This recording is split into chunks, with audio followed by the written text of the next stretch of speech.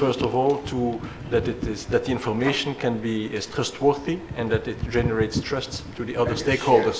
I think sharing that information is Yeah, of course, yeah. in terms of the I don't know if you want to. Yeah, no, I think that's absolutely right. If the meter is seen as a control device for the government to say, I want to know how much water you're using, then they can come in, they can install the meter, and in the middle of the night, that meter will somehow break, and someone will hit it with the big stick.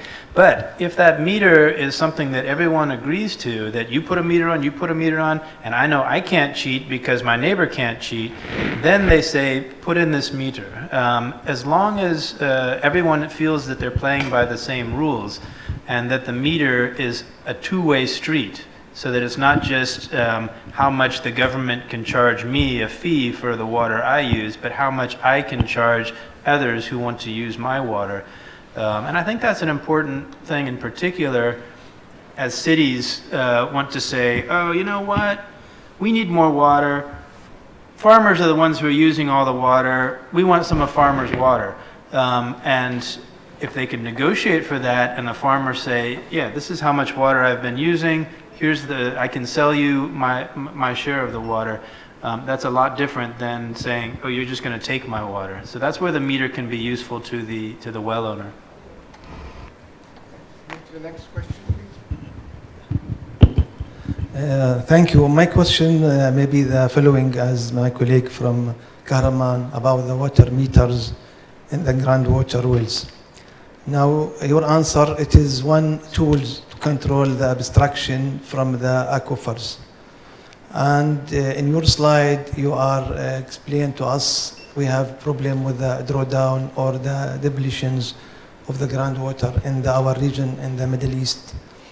Do you think it is enough to have water meters, or you need to go forward to have water tariff? Because each farmers, he need more water and he need more investment to have a big farms. I think our experience in Jordan and I know in many other Arab countries, now they are going to the control groundwater abstraction through the water meters and for the water tariffs. What your opinion, your experience that in United States and in other countries? Thank you. I'll give it a start. I think you've cut to the core issue there of control and incentives. If I am a farmer and someone comes from Amman or from Washington, D.C. and says, we need to put a meter on your well to control how much water you use, and we need to charge you for that, for how much you use, and we'll send somebody out next month to collect based on how much water you use. Again, I think that meter will probably break in the next 30 days, but more importantly, it creates a tension. They may say, fair enough, if we all have to pay a fee for the water we use, but where does that fee go? Whose pocket does it go into? And the advantage of the sort of local groundwater market exchange is that if the meters, if somebody is paying to use more water, they are buying it from their neighbors. That money stays in local circulation just like the groundwater stays in local circulation. If a fee is imposed from outside of that basin and is collected and then taken outside that basin, that makes the basin weaker. It destroys trust. And people start to figure out, how do we get around this? They may not break the meter, but they can design a pipe that then goes around the meter, and so it loses its value. And I speak this as someone who is a big fan of meters, but wants them to work for everyone. I know there's some meters that are tamper-proof, that have cameras zoomed on the meter so that they can watch if somebody comes to break it. But those are also very expensive, and what you want is that people feel the meter works for them. I do think that it's essential to know how much water has historically been used, and to reward people for using less. That come often through a meter, but as I was excited about, there's also these new remote sensing tools that may be able to leapfrog the heavy, cumbersome meter in a way that like cell phones have been able to leapfrog the centralized communications infrastructure. Some of them have an accuracy of 95%, which is on par with meters. It does get into a challenge, as the gentleman was saying, when you put something in a greenhouse, you can't see who's growing what in there, and that's where I think you definitely would need a meter. I cannot be clearer and better than no, excellent. I will not add anything. There was a question over here, please. First of all, I would like to thank you for your proposed ideas, and my question is regarding the water policies for Mr. James. You've mentioned something about the policies that act like a barrier in the path of development in developing countries. Like, which of these policies could be flexible or like potentially manipulatable, so could like soothe the burden of the development in the country?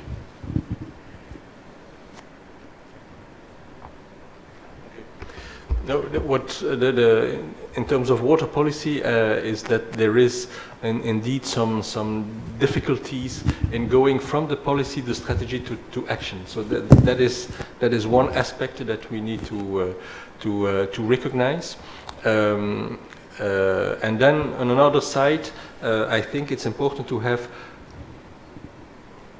within the water policy specific aspects on water governance. So how do we want our common good, our common water pool to be managed? So that needs to be reflected in the policy. So specific governance aspects in the policy that can then later on be translated into concrete governance standards, guidelines, and so on. So you need to prepare the ground Yes. for how you want your governance to take place. If I may just comment, one small comment on that also. When you are doing groundwater governance or water governance in general, yes, it might be shared, there may be prior appropriation, there may be beneficial use rights that have been established over time. One has to recognize that the public has to be the custodian of the water itself. I'm not saying the owner, but the custodian. And meaning that is exactly how the governance approach is the public is the custodian of when there is an excess of use of water, the public as stakeholders, as users, and now when you are a custodian, you are responsible for multiple facets of doing things. Number one, making sure that this system has the integrity required, making sure that the rules and regulations that apply to the water are enforced, and making sure that we ourselves also, as a custodian, are also in charge of making conservation. So once we understand the concept that the public is the custodian, things change, because what is the objective of doing things, the objective of governance then becomes an issue that is discussed among the people with the agencies that are responsible for managing that resources. And I think a very important part in any policy is to decide who is the custodian of the resource. And I think if you are going to do governance, then the custodian of the resource is the public. That's not only my opinion, but that is also the opinion of experts from many UN agencies who worked on a project called the Groundwater Governance Project with support from the Global Environmental Facility. Years, regional consultation, and then sub-regional consultations were conducted. Many of the issues we have is the issue of enforcement, and this comes back to the issue of meters. How do you monitor? How do you enforce? How do you do all of these things? And granted, these are some of the major deficiencies in our region, in terms of the ability to enforce, in terms of the ability to put policy. But I think at the top of the policy hierarchy has to be the notion of identifying who's the custodian. And if we are doing governance appropriately, good governance means that the public is the custodian. Any other questions, please? Can we have the microphone, please?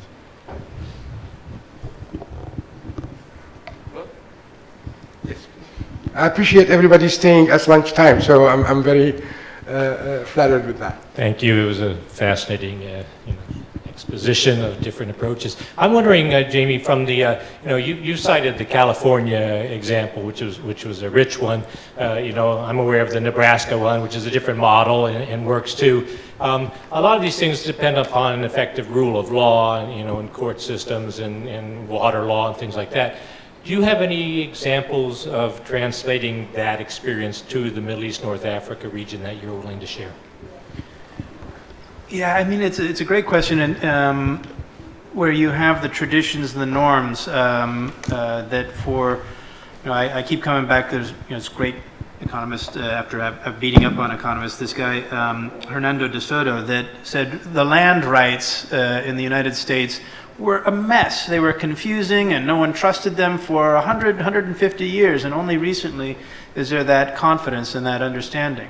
And once there was that certainty over who owns the land, how the land is governed, then they became very productive, with the land. Where there's uncertainty over whose land tenure it is, then things are more of a challenge. Where I would say there's a good comparison is in these lands tenure systems that are both traditional and formal throughout the region of whose land is this. Where in Oman, for example, you still have afflage in working systems.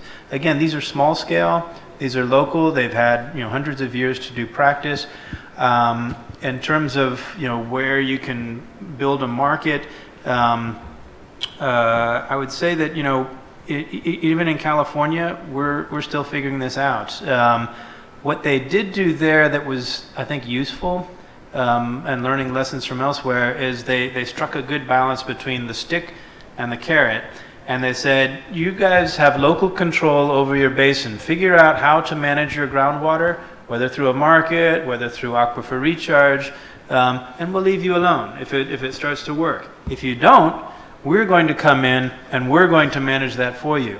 And there's nothing more terrifying to a local group of well owners and water users than the prospect of someone coming from far away who doesn't know anything about your local needs and trust.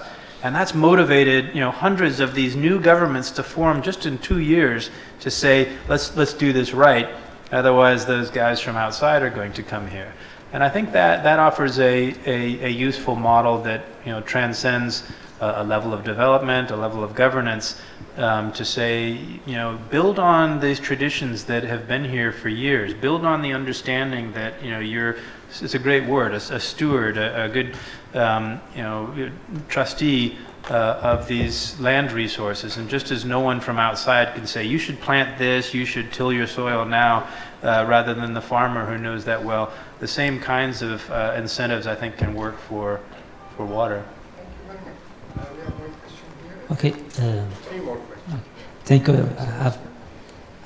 It's not a question, but a comment on the presentations by Siwi on governance and water integrity. I have been involved in water integrity program in my country, and I participate as a trainer in this with this public body appointed by Siwi to run this study over the 4 or 3 years. My comment is on two concepts, which are governance and corruption. Corruption, in our countries, I'm from Morocco, and the countries that speak French, using French to speak, we have been facing a confusion about this concept of corruption. Corruption, the most time, with our trainees, they were thinking about bribery. This translation from it's an impact, influence of French language. So corruption in French-speaking countries, the most time is associated to bribery, and that's it.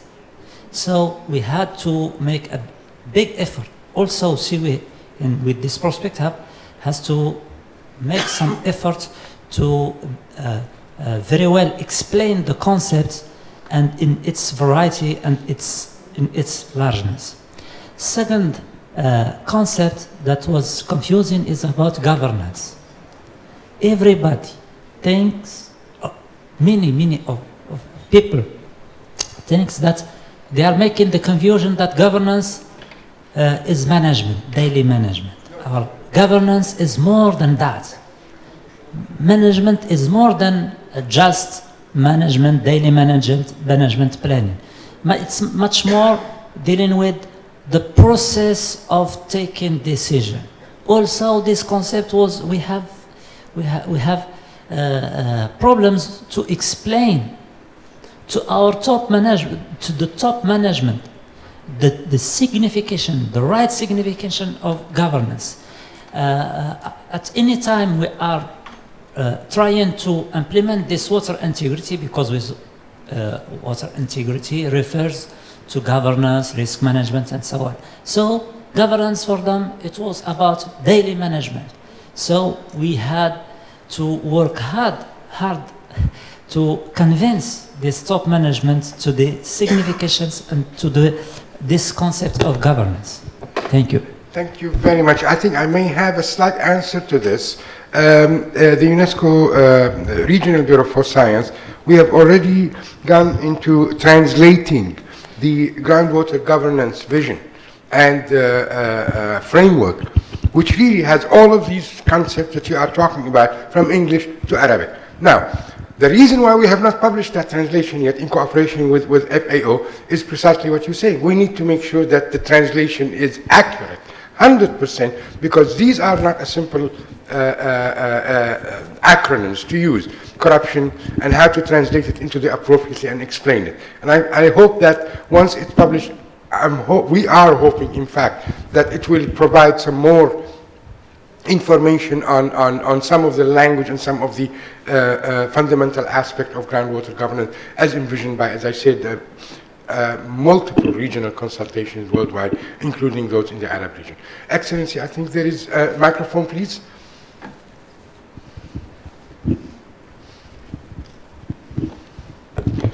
Please, Excellency. Thank you. My question to Mr. Mukhtar. Why you didn't use a mathematical model to simulate your aquifer and estimate the safe extraction of the groundwater? Indeed, those results as compared of we did the mathematical model using finite element method and also JS. We combined those because the volume and those curve as the result. We did the mini-pen test to define the water conductivity and storability, and after we make, but I have not time, I just give some flash results, but